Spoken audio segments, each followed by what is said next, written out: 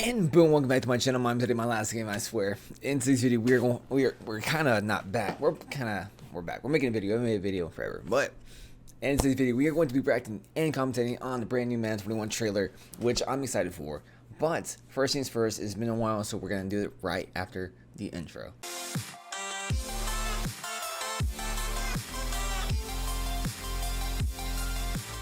And welcome back, viewers, my very few viewers, but Madden 21's official trailer just dropped. We did already see it, but I want to do a second viewing because then we can see things that we haven't seen before. Second viewing so that we can form the opinions and just catch things that we didn't see originally the first time. But me personally, I'm just ready for Madden 21 because it's a brand new cycle, brand new iteration of Madden, and a new way to connect to the NFL. Madden 20, I personally stopped playing in February. I think Madden 20 died down pretty early on. There wasn't a lot of content.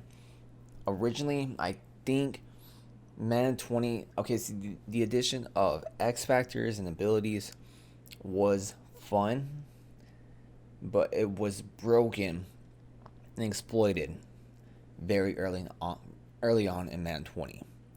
Essentially, I did not have as much fun down the line in Madden 20 as I did in the beginning. But Madden 21, what we can expect is essentially a rehash because X Factors are coming back. They're adding new abilities, but it's probably just going to be the same thing with a different name. But Madden 21, it's a new cycle, new way to, it's a new year of Madden. So of course I'm excited for that. It's just Madden 20, I personally stopped playing, right? But we are going to be reacting to the Madden 21 trailer, talking to all you guys what my opinions are, what I'm seeing, and like I said, it's gonna be my I've seen it twice already now, but being precautious and not getting hopes up or getting excited yet. But without further ado, we're gonna watch the trailer, react to it, talk about the things I'm seeing, and just wait until Madden 21 comes out. But without further ado, here we go. Alright.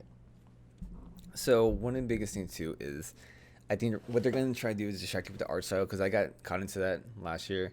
It had good music, it had good art, animation, stuff like that. But don't let it distract you from the fact that the biggest thing is gameplay, and how every year, every trailer is just showcases a diving quarterback or one or two jukes with a stiff arm. Like, which Madden was it when it had Marshawn Lynch just stiff arming the guy? Biggest thing. Jackson gonna take it right himself. Here, boom. This little juke move right here, adding the abilities to the quarterback that could be evasive or jukebox or something. Where in Madden 20, animations dictated the game and scripted it in a way to where you had no choice or no option as to what is being played out. So, for example, let's say you have the ability on Lamar Jackson, and at that moment you activate the animation or the ability or the X factor, and boom, you are now granted that win against the AI against your defender. So TJ Watt completely missed his tackle because he has to, because the offensive player is activating his ability while TJ Watt has none. He has nothing right here. He has a superstar ability right here, this little white X versus red X. Red X means glowing, meaning that it's activated, versus clear white X where nothing's happening. 10 out of 8 times Lamar Jackson's going to win against TJ Watt. But what's going to be seen in a second is the addition of open field tackling mechanics, I guess. But Spins inside the 5. Dives for the end. let's say there's your annual diving animation. zone. Touchdown, Ravens. Lamar Jackson is dipping. Okay, so all out control, ball carrier, skill stick. Madden 20 was when I wouldn't say broke me, but where the run game was just way too strong. Way too strong. Anyone who's watching me definitely watches other YouTubers, other bigger ones, and anyone who's seen the championships and the professional Madden players where Voltrax, Noah, Joke, everyone runs the ball literally every single play of the game.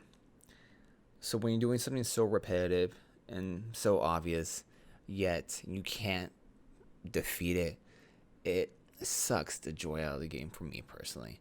If I'm playing a guy in a game where all he does is run the ball, you win, all right? Because I prefer to play a game where it's just it's not really predictable, where passing, running, turnovers on defense, stuff like that. But the all-out control ball carrier skill stick.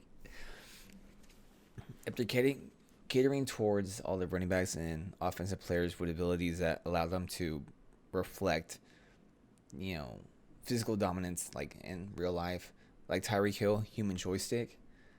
That it wasn't broken, but it was fun. It was definitely one of the best abilities. My personal opinion was human joystick because it was just, you can just glide the field with ease. But again, hopefully we're not in for another year of dominant running games in Madden 21. I've been getting to it. I ain't noticed y'all take brand new chicks. You don't know the occupation. I just wanna know that I can help. Okay, so like again, what I'm seeing is the same animations. Where you at? Okay, so what is that? So we have armbar right here. Armbar. Evasive, jump back, whatever it is, bucks again. Leapfrog. I mean, just the animation play out. Using the fumble right there. Okay, so dominate the edge. New pass rush control. What we're gonna see is the abilities that were in Madden 20. Edge stretch, elite, pass rush, elite, out my way, run suffer, stuff like that. Those weren't as broken as other abilities, but at times where the animation for the defensive lineman would come into play, as an offensive player, you really had no choice, because let's say, for example, the quarterback is sitting in the pocket and you're trying to get the ball off. The game sometimes won't let you because the quarterback has lost the battle with the defensive line animation. So if Aaron Donald is coming in screaming, he could be blocked by two guys, but his animation is going to play out where he beats his two blockers, and then from like Aaron Donald to the quarterback, the animation is going to play out where the quarterback is sucked into Aaron Donald, and at that time, I ain't telling what you mean, going tip for tip. Trying to tell me how to get bulldozer, all the abilities that we've seen.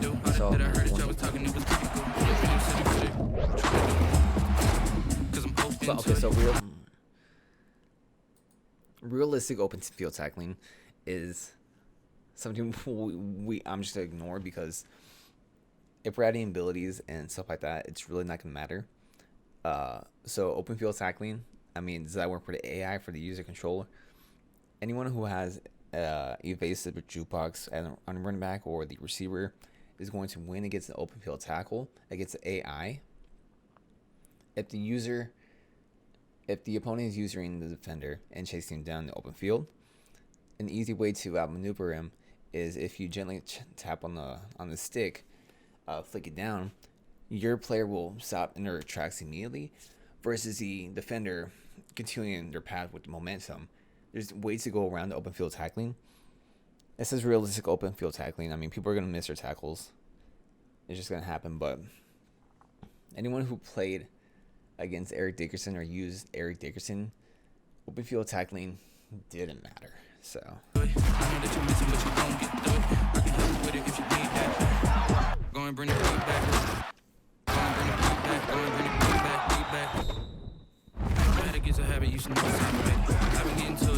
okay, so right here.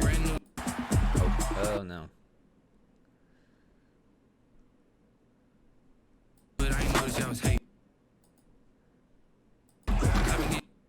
Okay, so anytime you see this little animation play out where Anthony Barr comes off the edge and a hit stick like that, that always means that he was unblocked. If it was a linebacker, defensive lineman, or a defensive back coming off the edge and just blowing up the run or the pass or the play in the backfield, it's always because it was unblocked. Nano blitzes became such a tedious thing to go against because for whatever reason, linemen, running backs would not pick up their blocks, and you can have 2-3 guys coming off the edge unblocked, and it was just that was not easiest thing I thought.